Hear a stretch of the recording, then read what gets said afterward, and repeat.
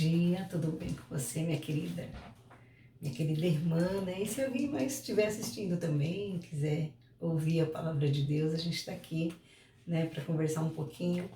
Nós não temos há um tempo a nossa escola bíblica dominical, mas eu gostaria de estar compartilhando algo com você sobre Hebreus, que era o que a gente vinha falando, não é? Eu espero que você esteja bem quando esse vídeo chegar até você, tá bom?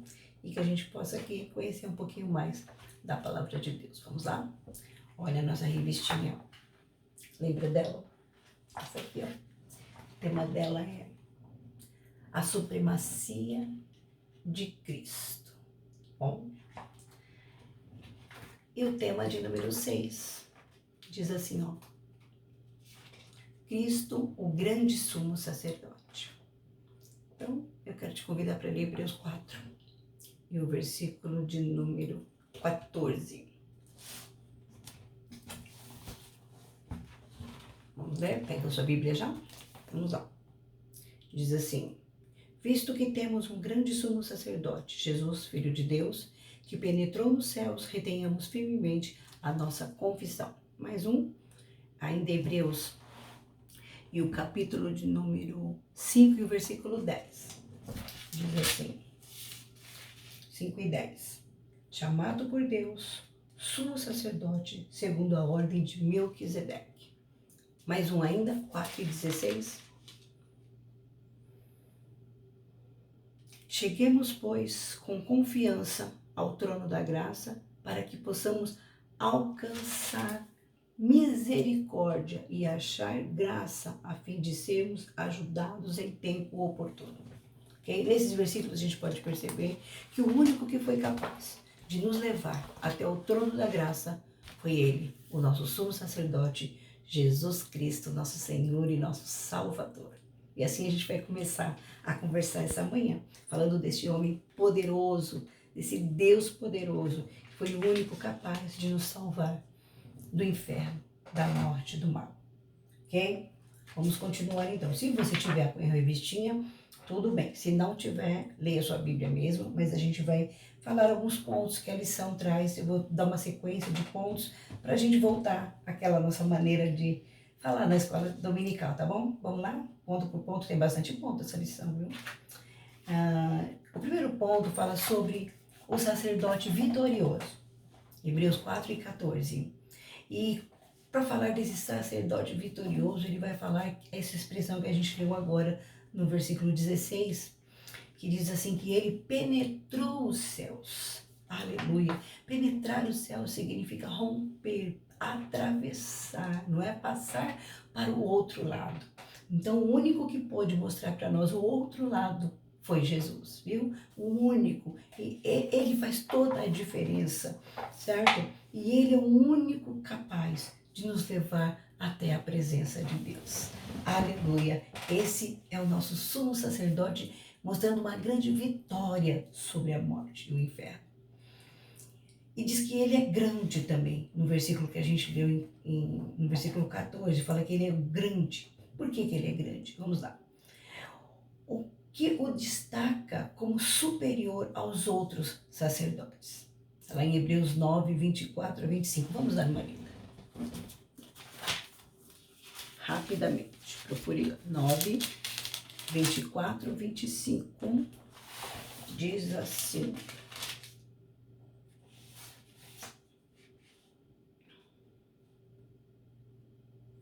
Porque Cristo não entrou num santuário feito por mãos, figura do verdadeiro, porém, no mesmo céu, para agora comparecer por nós perante a face de Deus.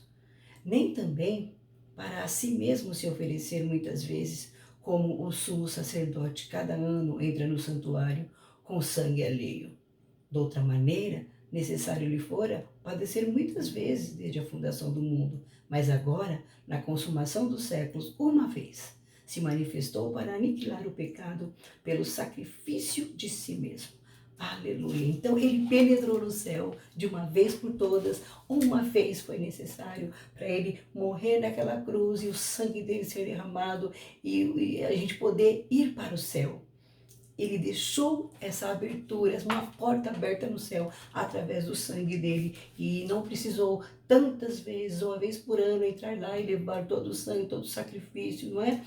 Não, o sangue de Jesus, de uma vez por todas, nos deu o direito, aleluia, de entrarmos lá. Hoje nós podemos orar, hoje nós podemos adentrar o céu com ousadia, diz a palavra de Deus, por causa do sacrifício que ele deu. Por isso que ele é o nosso grande sumo sacerdote. Glória a Deus por isso.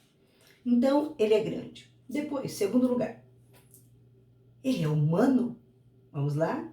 O versículo 15 fala isso. 4 e 15. Aleluia. Porque não temos um sumo sacerdote, vamos ler, que não possa compadecer-se das nossas fraquezas, porém um que, como nós, em tudo foi tentado, mas sem pecado. Veja bem, ele veio, sofreu, morreu neste mundo, então viveu tudo que o ser humano pode viver. Então, ele é grande e ele também é humano. Ele sentiu toda essa nossa humanidade, essas nossas fraquezas, ele também sentiu. Ainda que não seja tarefa aqui defender as duas naturezas de Jesus, divina e humana, é importante saber que o escritor, ao introduzir para combinar a humanidade e a divindade de Jesus com qualificações perfeitas para um sumo sacerdote que teria que ser superior a todos os demais.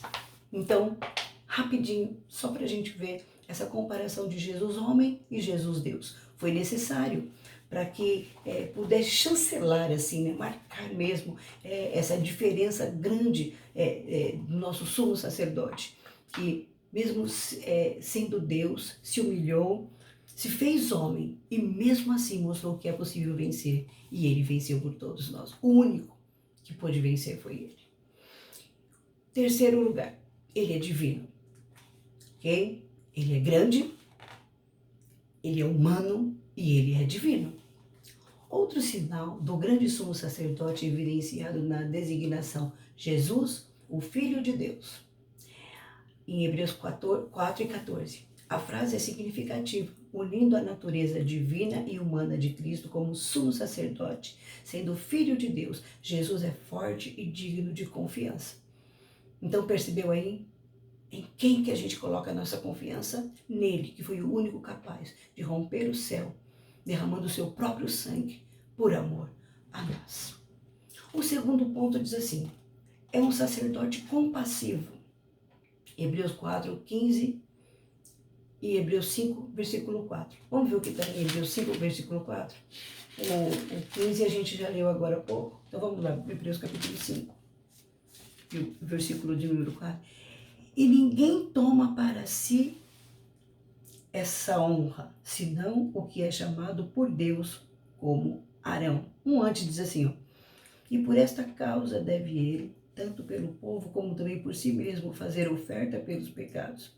E ninguém toma para si esta honra, senão o que é chamado por Deus como Arão. Então, Arão, ele tinha todos os requisitos para ser o sacerdote, mas Jesus, ele é o nosso sumo sacerdote e é um sacerdote compassivo. A Bíblia é um livro cheio de convites importantes. Ela nos convida a uma vida de oração, santidade, amor, obediência, fidelidade e compromisso. De novo, oração, santidade, amor, obediência, fidelidade e compromisso. Veja bem, agora somos convidados a entrar ousadamente no trono do próprio Deus, para lá permanecer em oração e santidade, pois é no seu trono que recebemos misericórdia para cobrir os pecados de outrora. E também achamos graça para nos ajudar em tempos de necessidade. Olha, o sumo sacerdote veio para isso, aleluia, para nos abrir um acesso ao céu. Nós andávamos desgarrados como ovelhas sem pastor. Não sabemos para onde estávamos indo, perdidos, sem salvação. Mas ele veio para mostrar que há uma saída para nós. E sabe o que ele fez? Quando ele morreu naquela cruz, ele abriu uma porta no céu. Ele rompeu o véu que separava. Se rasgou de alto a baixo, diz a palavra de Deus. E ele deu para nós um acesso. Sabe quando você entra no seu lugar secreto, você vai buscar o Senhor, aonde você achar um canto, um lugar, um momento, você pode ali buscar. Sabe por quê? A porta do céu, o acesso ao céu, pelo sangue de Jesus, está aberto 24 horas por dia. A qualquer momento que você precisar, podemos entrar lá e glorificar, e pedir, e clamar, e suplicar a misericórdia dele, porque ele derramou o sangue puro carmesim para nos salvar e para nos fazer chegar tão perto, aleluia, a ponto de entrar no céu pela fé. Coisa linda, né? Glória a Deus. Foi o único sumo sacerdote que pôde fazer isso. Então, nesse momento, a palavra de Deus está dizendo que o escritor mostra que o sacerdote judaico precisava ter pelo menos 3 qualificações. Vamos lá. Primeira, ser chamado por Deus. Nós já lemos isso, hein? Tá lá no capítulo 5 e o versículo 4, que fala sobre Arão. Arão, e ninguém toma para si essa honra, senão o que é chamado por Deus como Arão. Então, só podia fazer isso quem era chamado por Deus. Depois, ser compassivo. Hebreus 5 e 2. O que diz lá? E possa compadecer-se ternamente dos ignorantes e errados, pois também ele mesmo está rodeado de fraqueza. Veja bem, para Jesus ser o sacerdote, sumo sacerdote perfeito, ele precisou aprender aqui, se submeter a essa carne que nós vivemos e ser compassivo, ter compaixão, entender a dor do outro, compreender o que se passa na sua própria carne, para que ele pudesse, aleluia, hoje se compadecer de nós. Glória a Deus. Então precisava ser compassivo, viver a dor do outro, certo? E ele fez isso com uma característica tão linda que nenhum ser humano jamais teve, tá? Por se pôr no lugar do outro, andar com pecadores, conversar com pecadores, se nivelar a eles, mesmo sendo tão grande, não é? Graças a Deus por isso. Então, precisa ser chamado, precisa ser compassivo. 3, ter consciência de seus próprios pecados. Como representante do povo perante Deus, ele tinha que oferecer, está falando de Arão, sacrifício, tanto pelos pecados do povo, como seus próprios pecados. Está lá em Levíticos 16. Jesus, apesar de ser supremo sacerdote, experimentou todo tipo de tentação.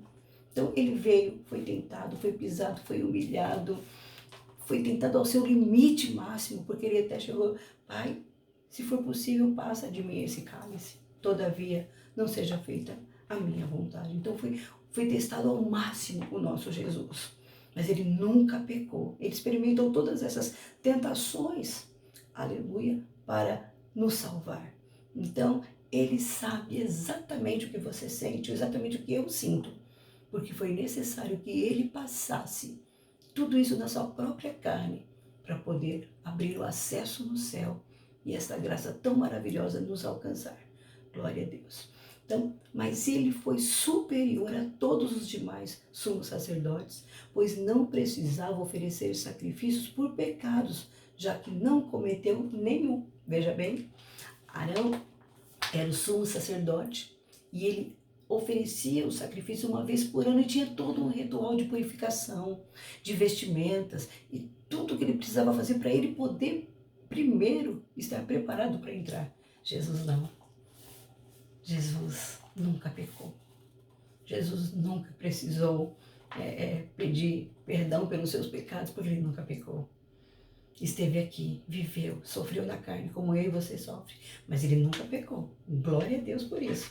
Então, o nosso tem qualidades imensas aí para a gente entender o quão magnífico ele é, o quão maior ele é.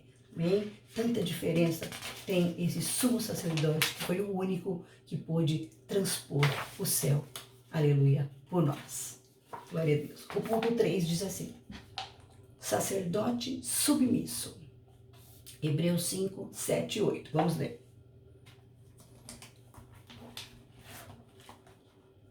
São qualidades, especificações que os sacerdotes precisariam ter, o sumo sacerdote, não é? Então, o 7:8 diz assim, o qual, nos dias da sua carne, oferecendo um grande clamor, com grande clamor e lágrimas, orações e súplicas, ao que o podia livrar da morte, foi ouvido quanto ao que temia. Ainda que era filho, aprendeu a obediência por aquilo que padeceu. Esse é o nosso sumo sacerdote, ok? Glória a Deus, ele era submisso, ele se humilhou até a morte e morte de cruz, diz a Bíblia. O autor aos Hebreus volta sua atenção ao lugar onde Jesus experimentou os momentos de maior agonia e crise em sua vida terrena. Onde foi? Você já sabe, né? Ainda que Cristo não tenha buscado o ofício de sumo sacerdote, submeteu-se à nomeação divina. Como diz o versículo 6 do capítulo 5, tu és sacerdote para sempre, segundo a ordem de Melquisedeque. Então, é sem precedentes o sumo sacerdócio do nosso Senhor. Ele está acima de tudo. Então, ele se submeteu para poder ser elevado. Grande exemplo para nós. Vamos lá para o ponto de número 1 do 3 da lição. Sua dependência de Deus. Então, Jesus, na sua carne aqui, ele mostrou que dependia totalmente do Senhor. Okay? Nesse ponto, como em Lucas 22, 39 a 46, a triste realidade dos esforços e sofrimentos experimentados por Jesus são expostos. Abre lá em Lucas 22. Vamos lá. Evangelhos. Evangelho de Lucas. O 22.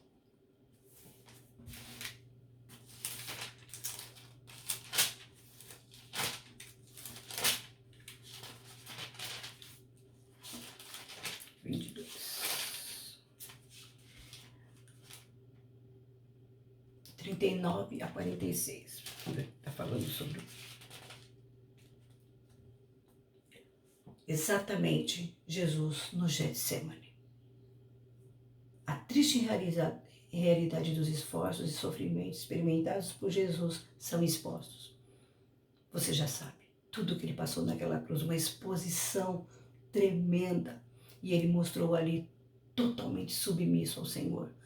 Tudo que Deus pretendia dele, o chamou para fazer, ele fez com excelência até o fim. Ele foi até o fim. Que maravilha. Então, ele dependeu e mostrou que é necessário que nós dependamos totalmente do Pai. Glória a Deus, e cumpriu a sua missão. E é isso que ele espera de nós, ok? Lá no Getsemane, toda a nossa história foi escrita e foi terminada ali, dando-nos a salvação. Glória a Deus por isso.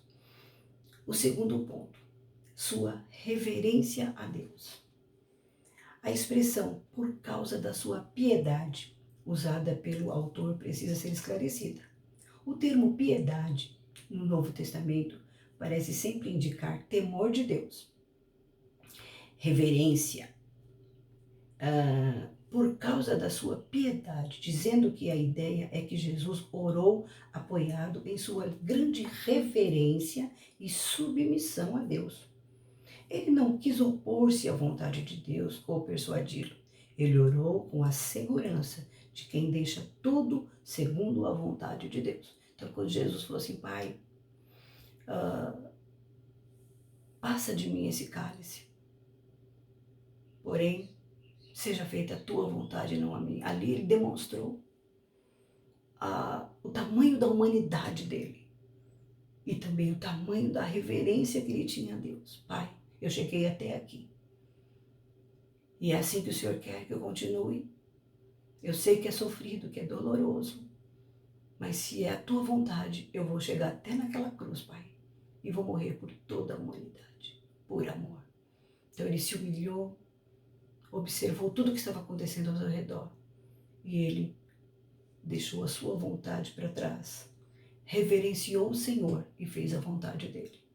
E é exatamente isso que ele quer que a gente faça. E depois a obediência. Então ele é dependente de Deus. Então ele é reverente a Deus. Então ele obedece a Deus. Lindo, não é? Lá em Hebreus 5:8.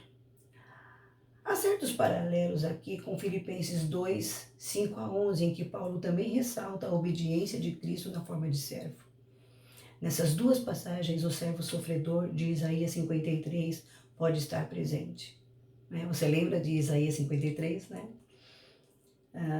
Sendo assim, podemos compreender que Deus ouviu as orações de Jesus por causa do seu intenso desejo de obedecer a Deus em todos os momentos da sua vida. Embora sendo filho, aprendeu a obediência pelas coisas que sofreu. Glória a Deus. Assim mesmo se humilhou, tornando-se obediente até a morte e morte de cruz. Ele tinha plena consciência de que ele era o Filho de Deus, o unigênito Filho de Deus. Mas ele aprendeu com os seus sofrimentos aqui. Então, tanto sofrimento. Ele sofreu muito. Ninguém nunca mais nesse mundo vai sofrer como ele sofreu. Para mostrar que ele conhece o teu sofrimento, conhece tua fraqueza, conhece tuas falhas. Sabe como Satanás, quer te matar, te derrotar de uma vez por todas. Mas ele disse, olha, eu passei tentações com o diabo aí na terra também, eu sei quem ele é. Eu sofri, eu fui moído, eu fui humilhado. Tudo isso eu entendo. Eu sou o sumo sacerdote perfeito, diz o Senhor. Então não se preocupe, porque eu cuido de você. Eu sei bem o que eu estou fazendo. É isso mais ou menos que essa palavra está querendo dizer, tá bom? Então ele se humilhou, tornou-se obediente até a morte, e morte de cruz. E glória a Deus por isso. Vamos ver o que a gente pode aplicar para a nossa vida aí? Já estamos indo para o finalzinho, tá bom? Na condição de filhos de Deus, quais têm sido as nossas experiências de submissão no que diz respeito à dependência, reverência e obediência a Deus? Fica aí essa pergunta. Como que eu tenho me submetido a Deus e obedecido a Ele e reverenciado a Ele? É para nós pensarmos, viu? Todo o sacrifício de Jesus valeu a pena. O ponto 4 dessa lição, já estamos indo para lá. Fala que ele é o sacerdote efetivo. Vamos ler Hebreus 5, o versículo 9 e o versículo 10. Pega lá. Voltamos para Hebreus. Fechei aqui, mas já achei. Vamos ler. Hebreus 5, 9 e 10. E sendo ele consumado, veio a ser causa da eterna salvação para todos os que lhe obedecem, chamado por Deus, sumo sacerdote, segundo a ordem de Melquisedeque. Veja bem, nós falamos que Arão tinha sido chamado por Deus. Jesus foi chamado por Deus também, viu? Ele foi chamado por Deus. Então, o sacerdócio efetivo para sempre, não precisa de outro, ele é superior a todos. Então, vamos lá. Primeiro, há uma estreita vinculação entre a perfeição e o sofrimento. Que lindo, né? Ó, buscamos a perfeição, então é necessário passarmos por muitos sofrimentos. Ele passou tudo isso. Vamos lá. Através de um caminho de sofrimento, consegue-se a perfeição. No presente caso, é a obediência, que está especialmente ligada à perfeição. Glória a Deus. Então, ele obedeceu, se humilhou até a morte, morte de cruz. Deixou toda a sua glória, se submeteu, obedeceu ao Senhor para sofrer por minha causa e por tua causa. Segundo ponto, a perfeição de Cristo, por conta da obediência, é vista como a base da nossa salvação. Veja bem, ele sofreu para chegar à perfeição. E essa perfeição que ele conseguiu através do sofrimento foi a base para a minha e para a tua salvação. Tá entendendo aí? Glória a Deus. De fato, ele tornou-se o autor da salvação eterna. Eterna, é efetiva, é para sempre. Como observa o escritor, o tornar-se refere-se à efetivação da salvação. E por este motivo, é expresso com um tempo passado. Veja bem, ele veio aqui, sofreu, muitos não acreditaram nele, mas ele efetivou uma salvação grande, poderosa, eterna. Aleluia, foi o único que pôde fazer isso. Por conta do seu sofrimento, ele se tornou o autor da nossa salvação. porque ele sofreu e sofreu até o final, não desistiu. Ainda que custou a sua própria vida, ele não desistiu. Isso segue para nós, não desista. O sofrimento te leva à perfeição e a perfeição é só no céu. Então, bora lá para o céu através do sofrimento. Está doendo, vai gemendo, vai chorando e vai lutando e vai vencendo para a glória de Deus. Porque nós vamos chegar à perfeição como ele chegou, porque ele já nos deixou o caminho aberto. Aleluia, para estar com ele para sempre. Glória a Deus. Terceiro, uma salvação que não venha através de Jesus não é verdadeira. Glória a Deus. Olha lá. Então, primeiro, há uma estreita vinculação entre a perfeição e o sofrimento. Depois, a perfeição de Cristo é vista como base para a nossa salvação. Então, nós temos a base, o alicerce, ele lançou.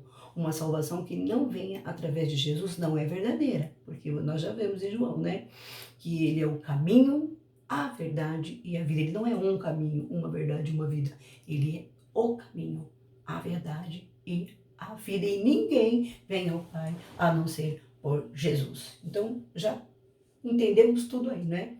Que ele é o sumo sacerdote perfeito, grande, o único que pôde cumprir todos os requisitos necessários para que nós efetivamente alcançássemos a nossa salvação. Glória a Deus. Então, se não vem de Jesus, não é verdade, porque ele é a única verdade.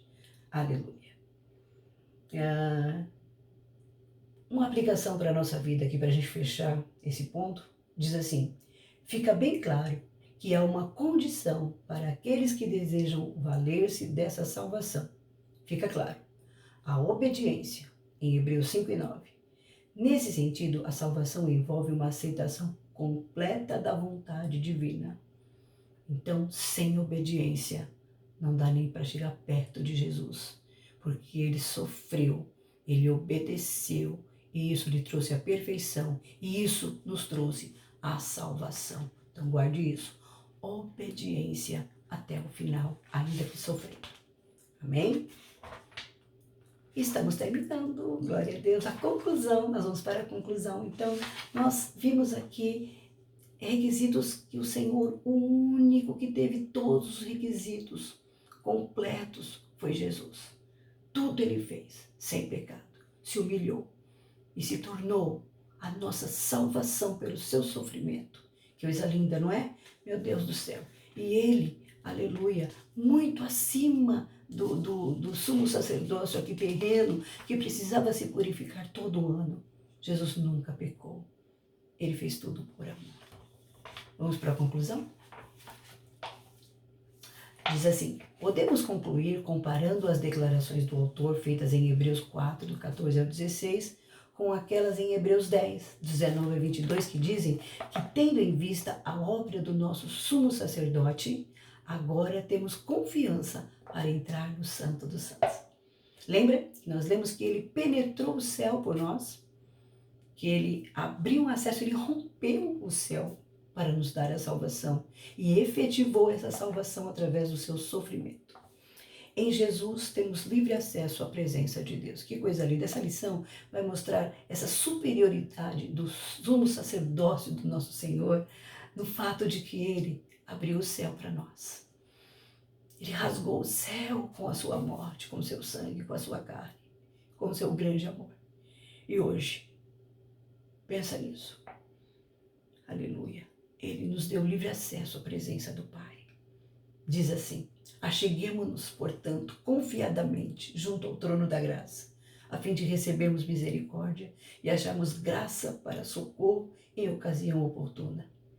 Tenho, pois, irmãos, intrepidez para entrar no Santo dos Santos, pelo sangue de Jesus, pelo novo e vivo caminho que ele nos consagrou, pelo véu, isto é, pela sua carne, e tendo grande sacerdote sobre a casa de Deus, aproximemo-nos com sincero coração, em plena certeza de fé. Hebreus 10, 19 a 22. Com essa palavra a gente vai fechar aqui esse estudo, sabendo que você pode entrar no céu a qualquer momento. A obediência de Cristo, o sofrimento do Senhor, abriu essa porta para você e ninguém pode fechar. Ele diz para a igreja de Filadélfia: eis que diante de ti pus uma porta aberta e ninguém a pode fechar. Amém? Então, entre por essa porta, vai para o teu lugar secreto, fale com ele, porque ele já passou toda a vergonha, toda a humilhação, já obedeceu, se sacrificou, alcançou a perfeição através de todo o sofrimento para nos dar a salvação. Então, pode entrar lá no santuário, pode entrar no Santíssimo Lugar, porque ele já fez tudo o que deveria ter feito. Agora é só nós chegarmos com confiança, com ousadia ao trono da graça. Amém? Que você tenha sido alcançado esta manhã, tocado por Deus, e que esta graça, essa palavra do Senhor mude a tua história, te dê um dia abençoado, cheio de amor e de graça e de virtude. Em nome de Jesus. Um beijo para você e até a próxima. Fique com Deus. Beijo.